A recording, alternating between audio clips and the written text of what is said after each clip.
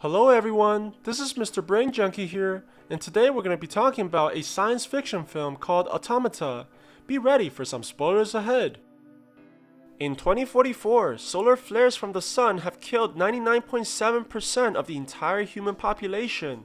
As a result, humanity created robots called pilgrims to aid with their survival. To prevent the AI from betraying humans, we created two protocols that they must follow. 1. They cannot harm any forms of life, and 2. They cannot alter themselves. While doing a patrol in the subway station, police officer Wallace finds a robot hiding behind some plastic coverings. To his surprise, it was trying to repair itself against its protocols. What's even more shocking is that the robots clearly understood it was against the rules which humans have placed on them. The officer pulls out his gun while the robot begs to be spared, but he proceeds to shoot its head off. Jack works as an insurance investigator for the company Rock, which builds the robots for human society.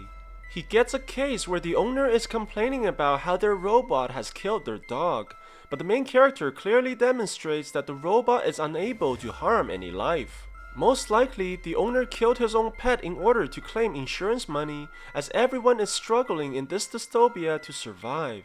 After work, Jack goes back to his wife Rachel, who's pregnant with his child, but he doesn't seem too excited at the prospect as the world is far from the perfect place to raise any children.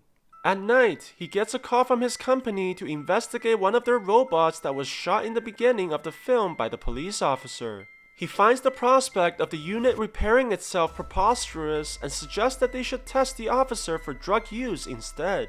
The technician shows him that the robot was modified intensively with different parts from other units. Strangely, the one who modified the robot didn't erase the serial numbers from the other units, allowing Jack to investigate its origins.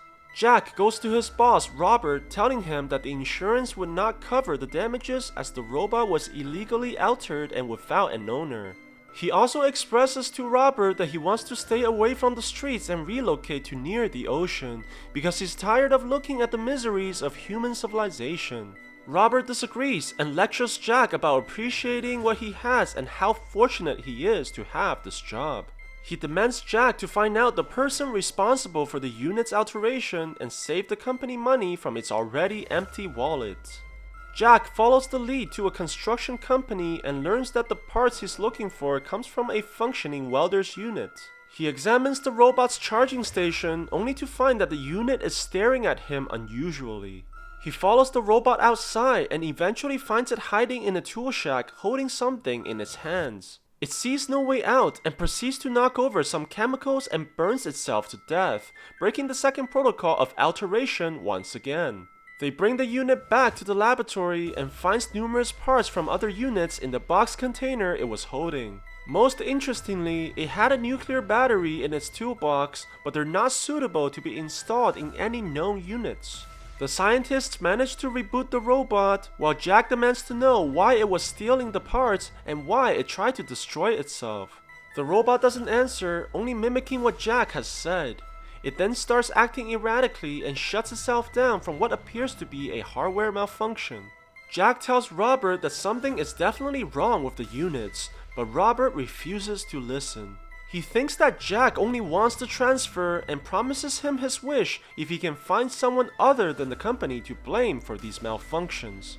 Jack goes back to the scientist and wants to know if breaking the protocols is possible, to which the man denies, as it would require destroying its own biokernel, which in turn would destroy the robot itself. He goes home to his wife and tries to convince her to move near the ocean during their romantic dinner, but she refuses in anger in the prospect of their soon-to-be-born baby. Jack argues that this is no place to raise their child, but the wife doesn't think the coast would be any better. What she needs now more than anything is stability and support from her husband. After being kicked out by Rachel for the night, he decides to investigate the surroundings of the first malfunctioned unit. To his surprise, there's a secret compartment where the unit was sitting, and Jack finds another nuclear battery inside. He negotiates with Officer Wallace and promises to clear his name with the company if he can help them find the person responsible for altering their units. They enter a brothel house guided by a woman with robotic limbs and brings them to a modified robot whose name is Cleo. Personally, I would never use a robot for fun like that, as any malfunction could mean a very painful accident on a place where you don't want to be injured. Joking aside though, Jack moves closely to examine the unit and realizes that it's been intensively modified. He wants to know the person behind its modification, but the woman refuses to tell. Wallace gets angry and shoots the robot, breaking its legs, and the two rushes out of the brothel. He tells Jack that now he can wait for the woman to bring Cleo to be repaired and find the person responsible for its modifications. But he also demands money from Jack and threatens to kill him if he doesn't deliver. Jack follows the brothel owner and eventually arrives to an abandoned factory, meeting a Dr. Dupre at gunpoint.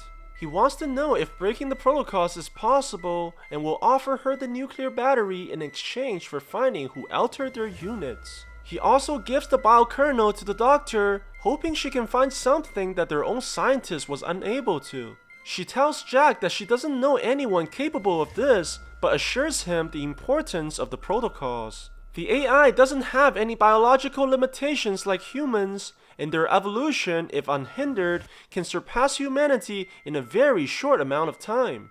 Jack takes out his business card and tells the doctor to call him if she ever reconsiders his offer.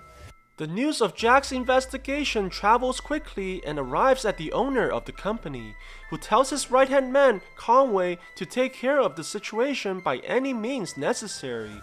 The company owner sends a message to Jack telling him to stop the investigation. But at the same time, Jack also receives the news from Dr. Dupre, who made a surprising discovery. She meets with Jack and tells him that by combining the biokernel he provided with an existing one, she was able to reconstruct Cleo's interface, which also broke the second protocol. The first thing it did was repair itself, then it began stealing selective parts from other robots. Before they can figure out what to do next, Dr. Dupre is shot by two kids with guns, and they proceed to shoot the main character, trying to kill him. He makes it outside and gets picked up by a car which helps him escape the gunfire, but what he didn't expect was seeing Cleo as the driver. Another car comes out of nowhere and begins chasing them close behind. Cleo drives towards the desert and manages to crash the pursuer, but also flipping themselves as well. When Jack regains consciousness, he sees himself being pulled by a group of robots, which freaks him out. He walks forward only to realize that he has been brought deep into the desert. He tries ordering them to return him to the city, but surprisingly, they refuse to follow his commands. The robots tell Jack repeatedly that going back to the city is impossible, but Jack refuses to listen and proceeds to head the opposite way. The robots follow him behind, telling him to stop as Jack's actions are putting his own life in danger. As expected, the main character doesn't make it too far before falling and losing his consciousness. Lucky for Jack, the robots rescue him once again, even making him water and fire so that he may survive. On the other side, the company's scientists manage to install the broken biokernel they have into a body of a functioning unit, which results in the robot breaking the second protocol as well. They suspect that Jack is responsible for the alterations, as he so conveniently disappeared right when they tried to contact him. Not knowing what happened, Jack also sends a message to Robert telling him his approximate location in the desert, which prompts him to hire Wallace to track the man down. The police officer makes it to the desert and follows the tracks left behind by Jack and the robots. The main character takes this opportunity to fire a signal in the sky, which results in Wallace rushing this way. He gets out of the car and knocks Jack to the ground, threatening him to give up the name of the person responsible for altering the units.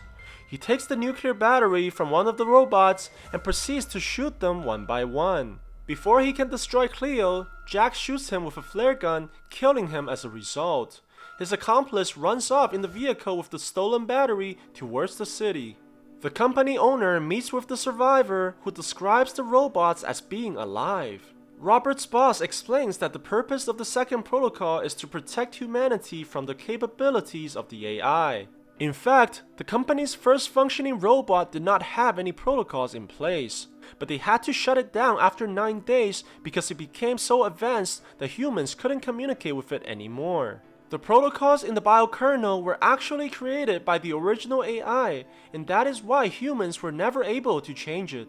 Destroying the altered robots is not just for the survival of the company, but for the survival of human race. Conway forces Robert to go in the desert and track down his employee as well.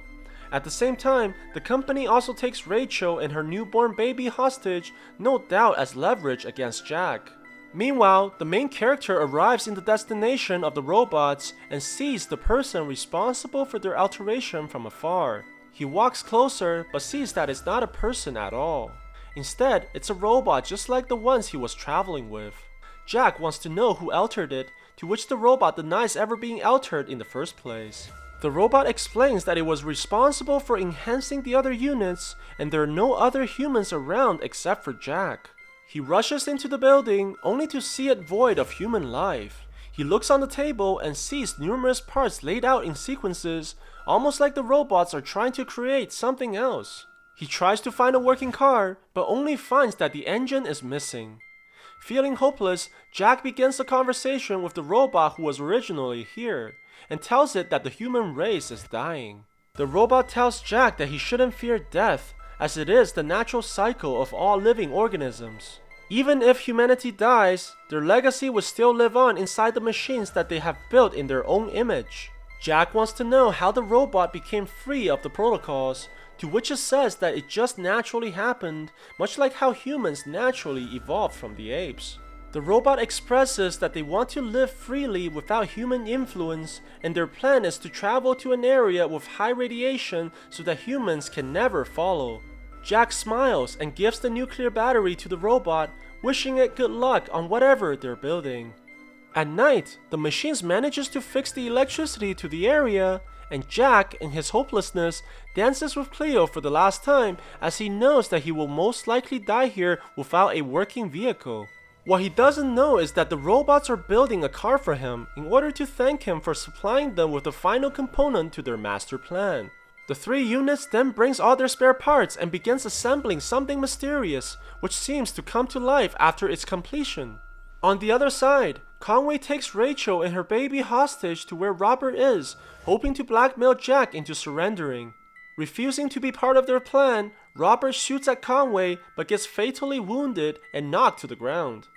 In the morning, Jack is surprised to see a working vehicle and thanks the machines for helping him go home. He drives by to say farewell to Cleo and also sees their creation, which appears to be breathing. He compliments the creature by saying that it has Cleo's eyes. As he drives back to the city, he finds Robert barely alive on the roadside. With his last breath, he tells Jack to save Rachel, who's been taken hostage. Conway arrives at the facility with his men, only to see that the robots are trying to cross into the radiation zone. They kill the crossing robot, making it fall to its death. They try and make the second robot kneel down, but it refuses to follow commands from humans anymore. The man proceeds to fire multiple shots until the machine ceases to function. Before they can destroy Cleo, Jack arrives and drives towards them in anger. He manages to kill 2 of them, but gets shot by Conway. He follows Jack to the edge of the platform, and just when he's about to kill the main character, the new robot attacks Conway and pushes him off the cliff. Jack finally overcomes his distrust of the robots when he reunites with Rachel and their newborn baby. Cleo touches the child and appears to feel a human emotion. The main character helps Cleo across the border where humans cannot follow, and she finally takes off her face mask, symbolizing her freedom from her makers. Jack drives his wife and child towards the ocean as he promised, and sees that the Earth is actually recovering and that hope remains for the humankind. So what do you guys think about this movie? Let me know in the comments below. And if you like my video, please press like and subscribe for more. I'll see you guys next time.